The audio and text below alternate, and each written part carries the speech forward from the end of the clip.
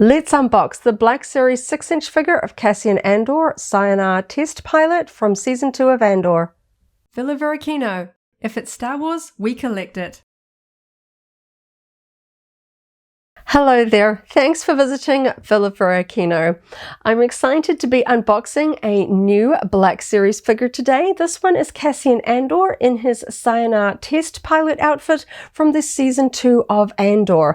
Now technically this wave is not available here in New Zealand just yet, but from that assortment, which also includes Captain Rex and Anakin Skywalker from the Ahsoka live action series, it was this particular figure that we really didn't want to miss out on in case the wave just never arrives here in New Zealand. So we sourced this figure from an importer and he looks fantastic. I'm really looking forward to opening this one up. I absolutely loved the Andor series. We're going to go back and do a rewatch very shortly, but in the meantime I'm going to be having a lot of fun setting up my Andor Black Series display, and this figure is going to go right in the front of it. Thank you so much for hanging out with me today. Coming up really soon, I'll get the figure out of the box. We'll go over all of the details, articulation and accessories, but first let's take a really quick look at the packaging.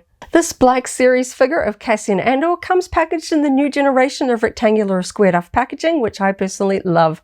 We've got the Star Wars, the Black Series logo here at the top with a gloss effect for the Star Wars logo and a really nice big window showing the figure and accessories packaged inside. That window wraps around slightly over the left edge.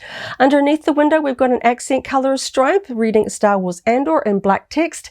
The color stripe for this one is a reddish orange color. That color is also used for the name up the side here. We've got Cassian Andor with the subtitle Sienar Test Pilot or Sienar Test Pilot depending on pronunciation.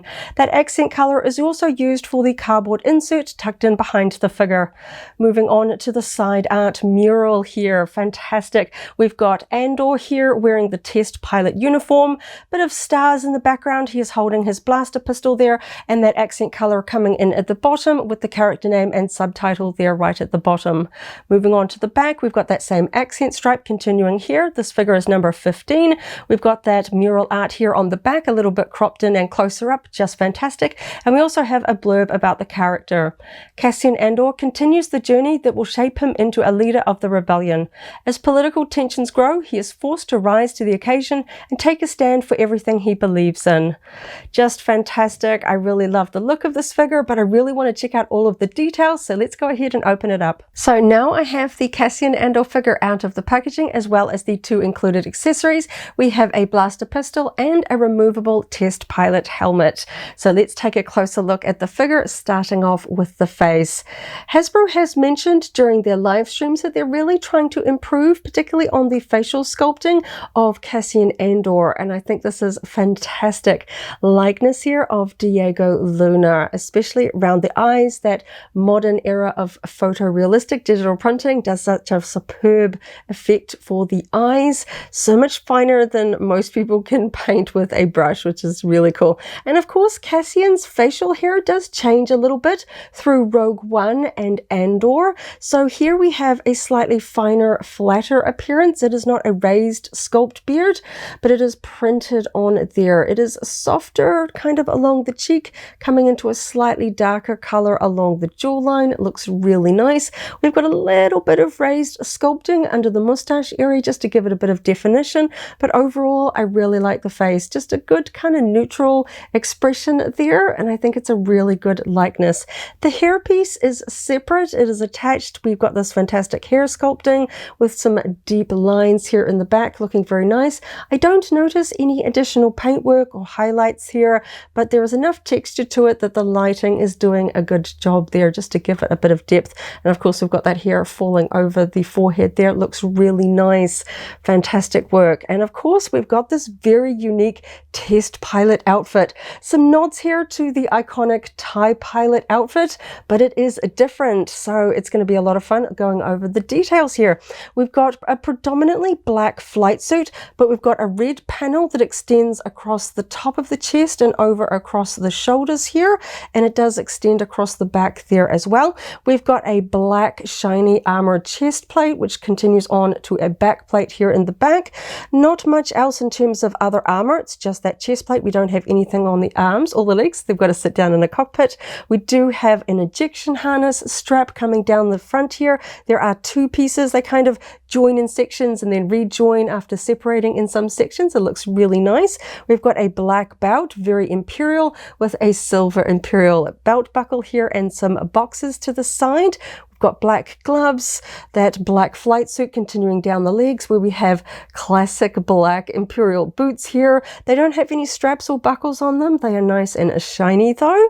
And of course, we've got some fantastic printing details here on the arm. I just want to take a closer look at this imperial symbol here. It has just the most fantastic fine detail, and it is a raised sculpted piece. The texture on it has it looks like a tiny embroidered patch with metallic thread. We've got metallic printing against a black background.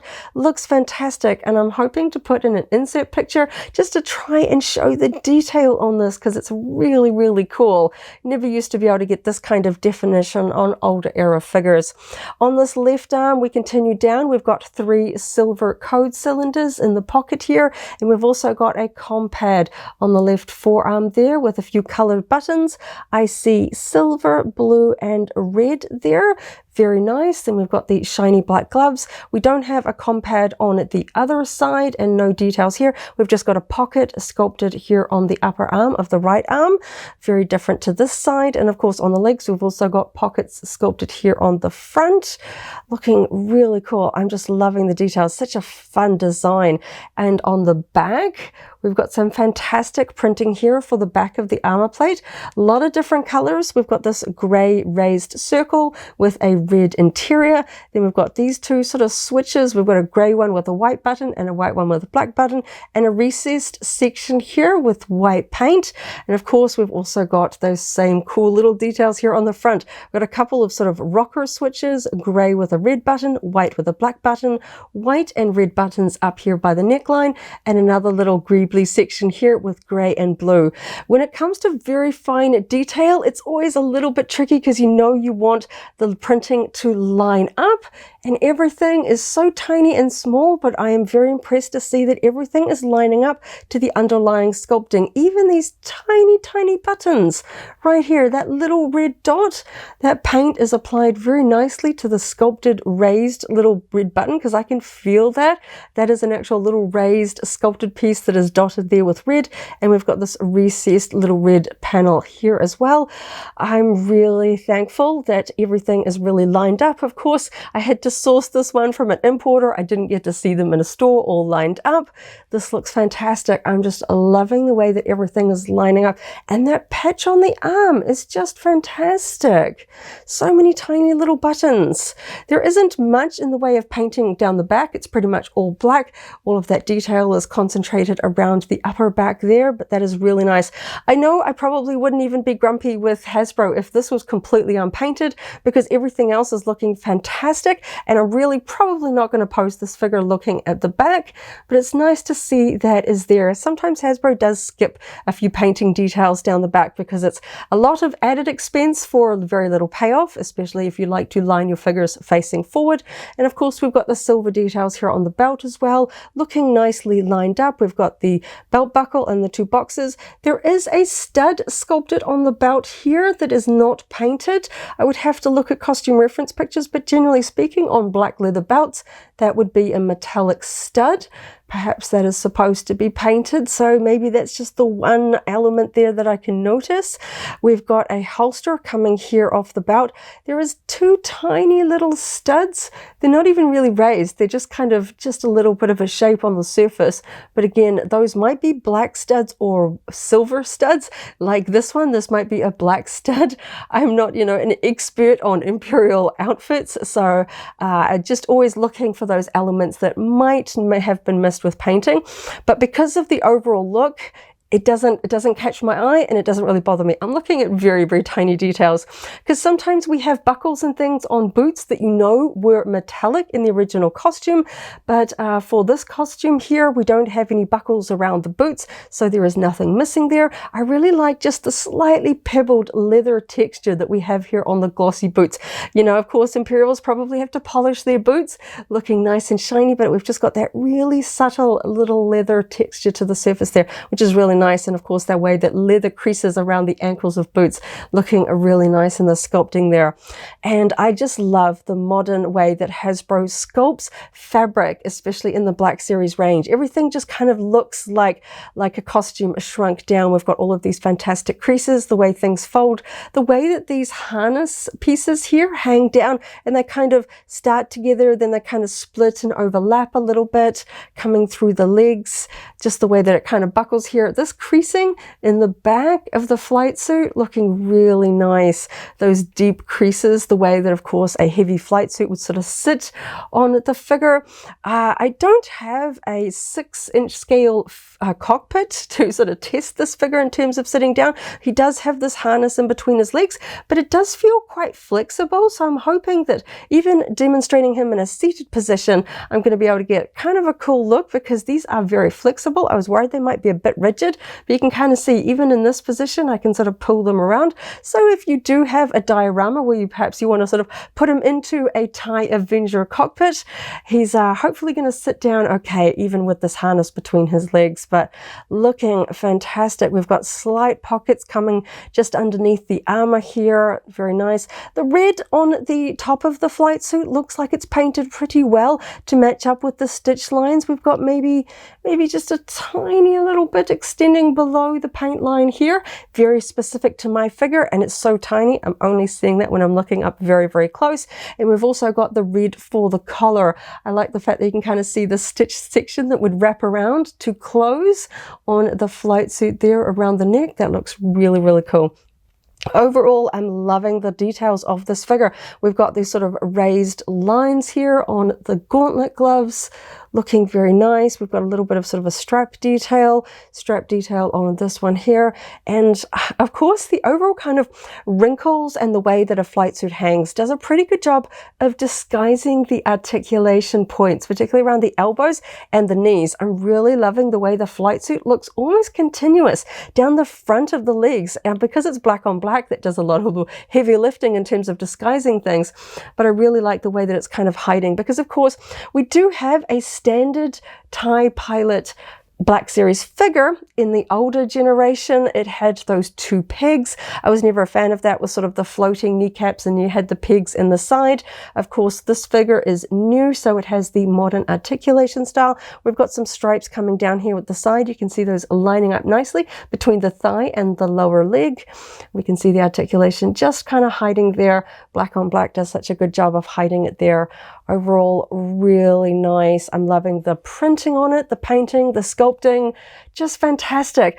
Now, of course, in this series, we don't really see Cassian wear the helmet. We see most of his scenes, he does not wear the helmet. So he would be a pretty good display figure like this, perhaps holding the helmet. But of course, if you really want to do just sort of an interesting sort of Imperial display, you can technically army build this character by putting the helmet on and kind of creating just a test pilot look. Perhaps you have a couple. I always think of TIE pilots in batches of 2, just because of that scene where Vader, calls over the TIE pilots to come with him to help in A New Hope. I always think of them as flying in 2s.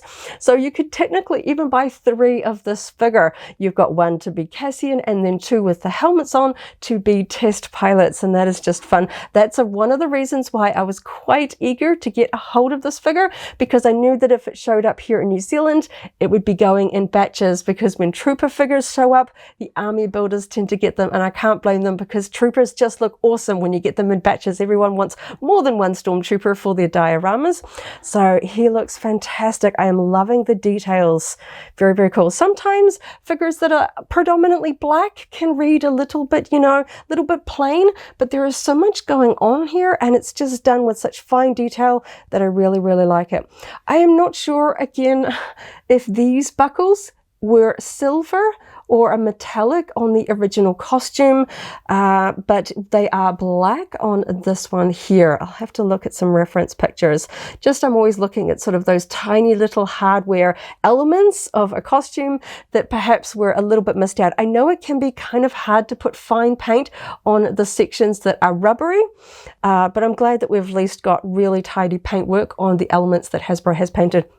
Looking at the chest plate, it is kind of floating. It doesn't seem to be anchored at the shoulders or pegged into the back, though it's very tight to the body. So I can't sort of lift it away from the body to see what is potentially sculpted there underneath, because I know some fans like to customize their figures. I can't really see what is underneath it. What I can see though is this is made from that slightly flexible plastic. It kind of, if I pinch the body, I can kind of see that it flexes a little bit there, but it doesn't give the effect of sort of a very soft rubbery. It's got a nice shape to it, and then we've got all these fine details on the front, and I quite like the gloss.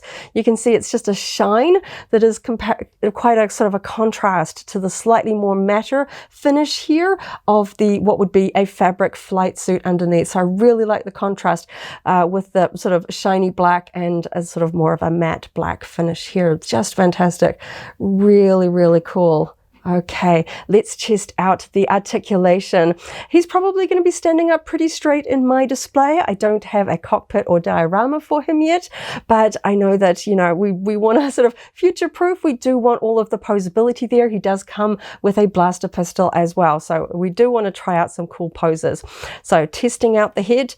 Very easy movement, nothing too surprising there. He's got sculpted here, so he is going to hit across the back just here, so I can get him to look a little bit up, but not tipping all the way up. You can get a pretty steep neck look there, side to side, rolling all around, lots of maneuverability there.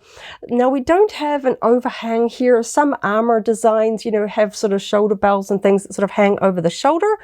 This looks like this should be nice and easy to lift. He is straight out of the box, so sometimes you just got to give them a little bit of encouragement. He is a bit tight. And you can see that that patch text in it does kind of sneak under there. So I'm probably not going to do this pose terribly often. I don't like the way that it hides the patch, but it does mean that we can get the arm all the way up. So of course that is a bit of a trade-off, isn't it? We need the articulation. It is going to hide that detail, and I don't want to risk scratching the paint there. So I'm probably not going to do that pose very often. It looks a little unnatural, but I'm just testing the range of movement here. Folding his arms down. Very easy to swivel them up because we don't have anything in the way.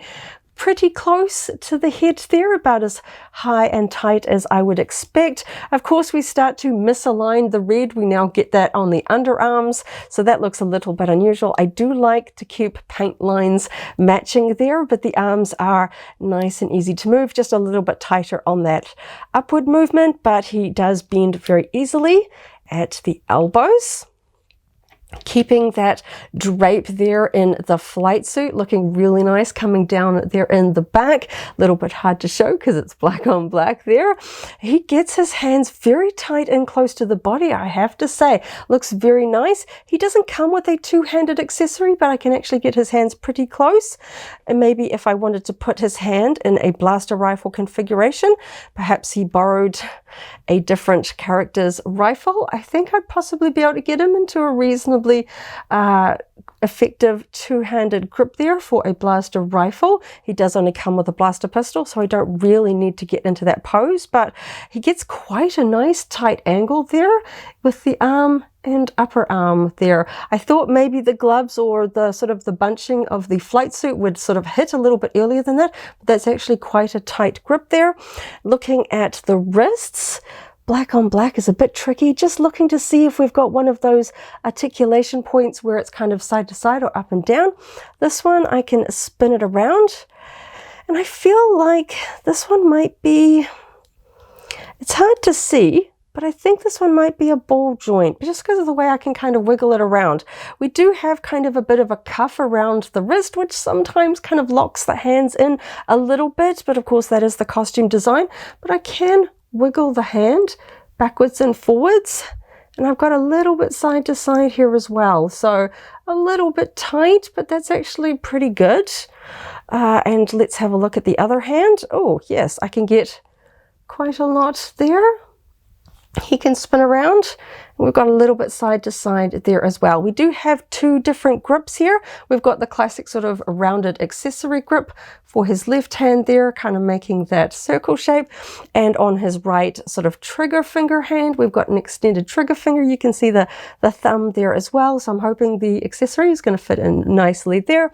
Now, looking at the figure, it looks like the torso articulation is going to be hidden under the upper chest armor here rather than at the waist.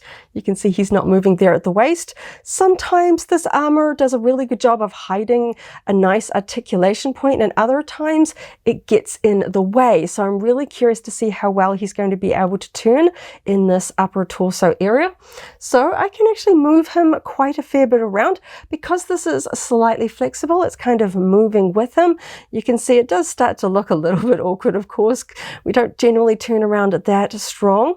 If I tip him back, he doesn't sort of hold the position, but you can see tipping him back does expose just the very top of this harness section here. Just while we're looking up very close, you can even see the texture, the sort of the horizontal ribbed texture here of that harness, and we can even see sort of the X shape that is reinforced stitching using to join those two harness pieces together. Really nice little costume elements showing there, but when I tip him back, you can just see the top of it looks a little bit awkward. He does just stay in that position, but honestly, I think it looks a little bit better if I keep him forward. Tipping him in the back, we get the same sort of thing. You can just see the top of where that harness is attached to the body, but it is a little bit, it's not an extreme angle, but I just don't feel like I need too much of this kind of movement, and it's a little bit of a shame that those sculpted pieces don't just go just a tiny bit higher so they're not exposed when I'm doing this movement. In terms of side to side, ooh, that's actually better than I was expecting. Because this armor comes down a little bit under the arms, I thought we might get a little bit of a sticking point there, but I can actually tip him side to side pretty reasonably well. And of course we've got that swivel, so yeah, just a little bit restricted front and back.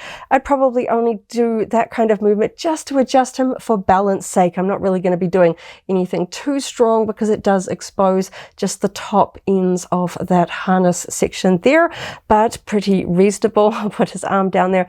Looking at the legs, we don't have a thigh swivel here. There is a line at the top of the pouches here on the legs, which would probably do a pretty reasonable job. In the box, I was looking at this line and I almost wasn't sure if that was actually an articulation line kind of cutting through. Sometimes you get that little bit of a gap where it's obviously two pieces. Sometimes it fits very tightly together and it just looks like a sculpting line.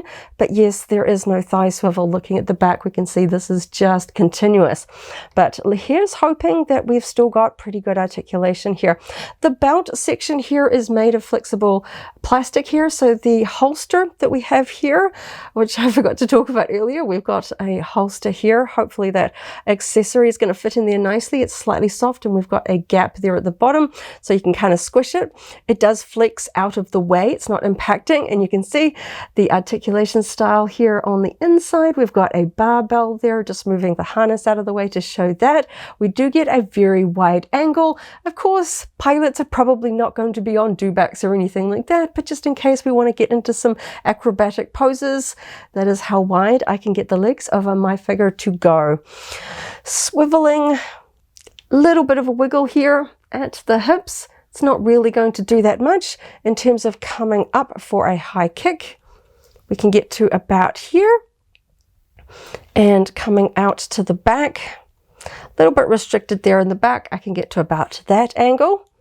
We can swivel at the knees, which is good. And bending, he's a little bit tight straight out of the box, just being a little bit gentle. We can get the knee into this position. Let's test out the other one. Similar angle there. And let's test out, oh, tight, But yes, we do have a swivel at the top of the boots. I'm noticing this in recent Black Series figures. The recent Han Solo had the same thing, no thigh swivel, but we did have a swivel at the knee and at the boot. So we've got a little bit more articulation in the lower legs to make up for that lack of thigh swivel. So let's test all three together, see what he would look like if we had him in more of a cockpit position. He does kind of want to spread his legs a little bit. If I'm bringing his thighs up to that kind of level, can kind of get him into about this kind of seated position. Perhaps he's got a sort of control stick. There he goes, a little bit better that way. But yeah, reasonable.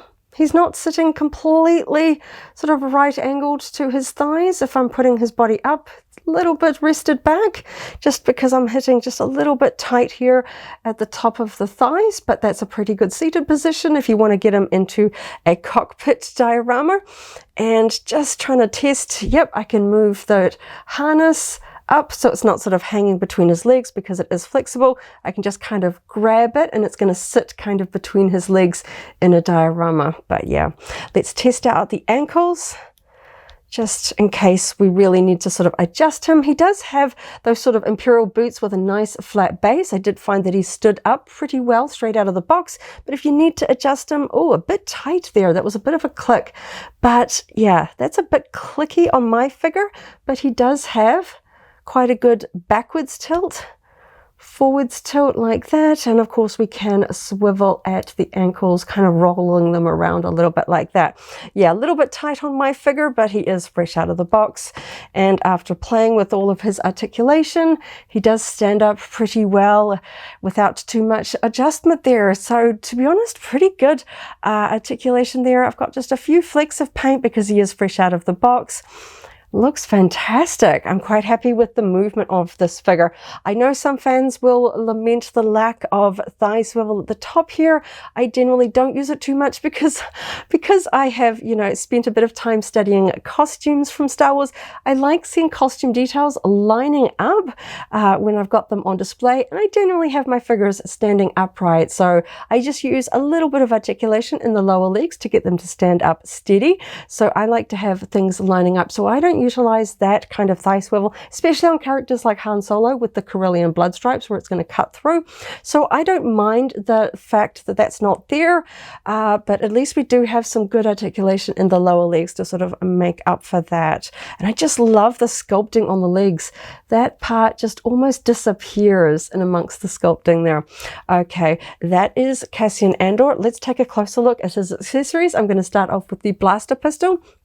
I think this is, sometimes it's hard to tell if it's a dark grey or a black.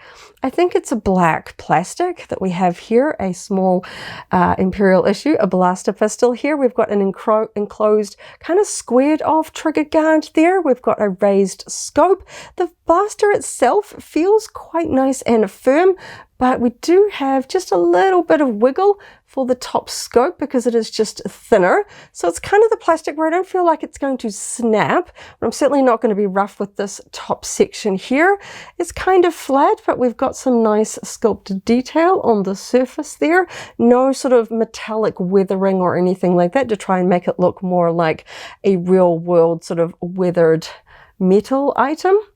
But hopefully it's going to fit into his hand nicely. I'm just going to test in the holster first, because maybe if I want him to look like he is piloting a vehicle, he won't necessarily have that in his hand. It's a little bit of a tight squeeze, but it fits in there nicely. That looks well proportioned on his hip. It goes in, and I'm just kind of pushing that grip against the top of the holster there. There is a bottom section there. You can just see the muzzle kind of sticking out there at the bottom, and the scope is sitting on the outside there. That feels very secure. I'm not worried about that flying off. Should the figure take a tumble, it is gripping in there nicely, which I do find tends to be the case with the rubbery holsters. They do tend to kind of grip without really feeling like I'm scratching that. Very nice. Okay, this is black on black, so I'm hoping to show the details here, but let's see how well this is going to get into his hand. The fingers on some figures are just a little bit tight, but that is going up reasonably well. I think his finger is just kind of fighting me a little bit to fit into that trigger guard. the finger is pointing a little bit down, or is it just a little bit too big to fit in? I'm just trying to see if I can get that. I think the finger is either my figure is like a little bit curved. The finger is kind of pointing a little bit down. Might take just a little bit of fiddling to get that to really fit in. You can kind of see the finger is kind of resting in the correct area, but it's not hooking all the way through like it does on some figures. It doesn't feel like it's going to come out of his hand, and it looks perfectly fine. I'm just looking at the very fine details. It's certainly resting in the right point. Sometimes the gloved character fingers are just a little bit thicker to fit through accessories that are probably a shared sculpt with other characters that would be coming with this same blaster accessory. So his gloved finger might just be a little bit thick, or it might just be my character needs just a little bit more of a wiggle to get that to rest in there properly. It's black on black, but it just looks so cool.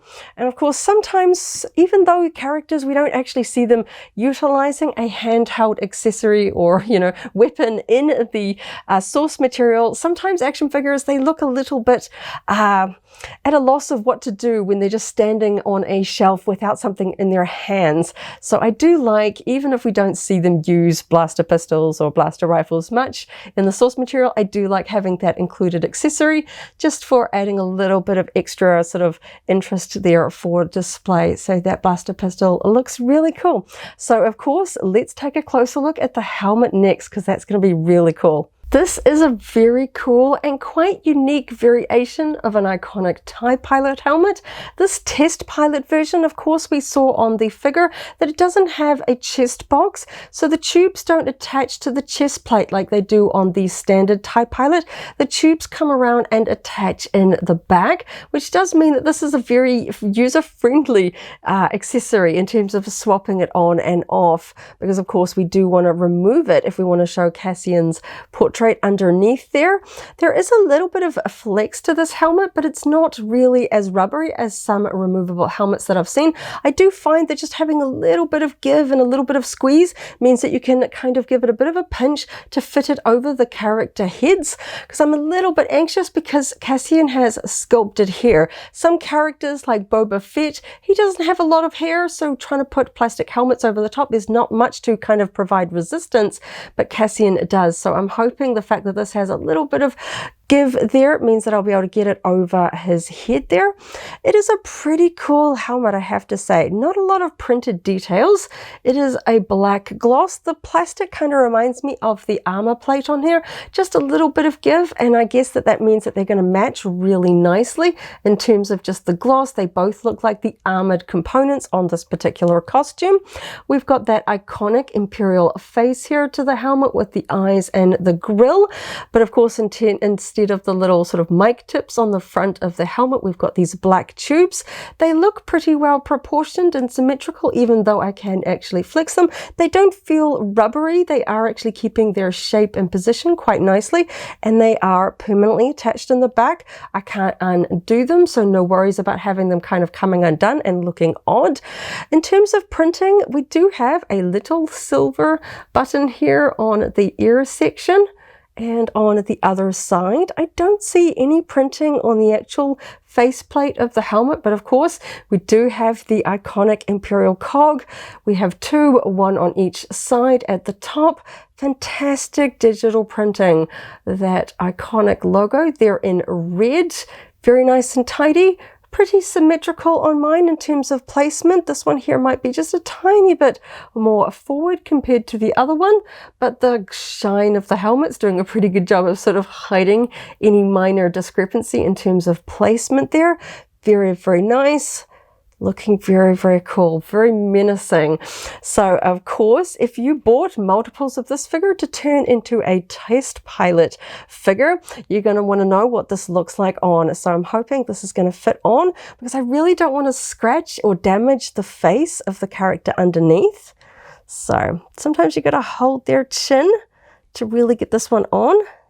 It's going to be a bit of a tight fit. You just got to press down and it gets there eventually. It does a pretty good job of hiding the chin. Some helmets, when you get them on, you can still kind of see the chin tucking under there. This one, that is pretty well hidden, and once it's on, it's going to move with the head very nicely. I'm not going to be turning the head inside.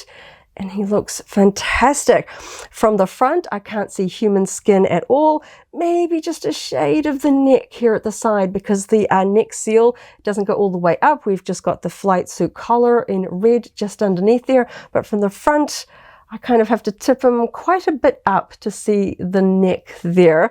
But if I just angle that down a little bit, it's going to be completely hidden. And now he looks like a test pilot, ready to fly the new TIE Avenger. He looks really cool.